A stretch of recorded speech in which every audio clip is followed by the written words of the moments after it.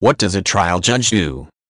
A trial judge is responsible for controlling the process of a criminal case or a civil lawsuit being tried before his court. A judge controls the process of a trial by conducting hearings and making rulings on various issues raised by the parties during the suit. A trial judge also makes rulings on whether to allow certain evidence into trial or exclude it. It is necessary for him or her to be well versed in the rules of procedure, the rules of evidence and the substantive law of numerous areas to perform his duties. The judge must serve impartially when hearing cases, which means he must maintain a neutral position and not show favoritism to a particular party in the case. In most jurisdictions, a trial judge is responsible for hearing only certain types of cases. For example, a particular court may only hear civil or criminal cases. This is mostly because of the volume of cases and, sometimes, because of the complexity of the law. In jurisdictions that do not have a large caseload, a trial judge is often required to hear both civil and criminal cases.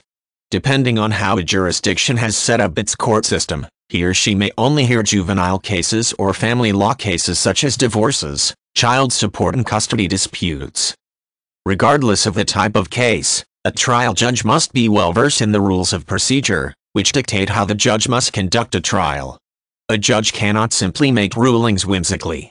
A judge must comply with the rules of procedure.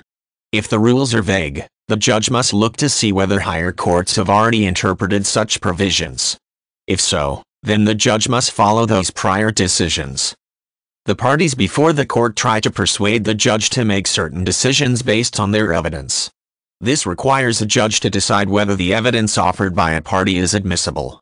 After listening to arguments, a trial judge will make his decision based on the rules of evidence, which controls whether the judge can allow the evidence into court.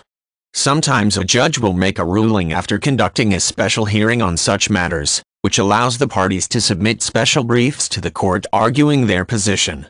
Other times, a trial judge must make these decisions quickly, as when a witness is testifying and a party objects to a particular question.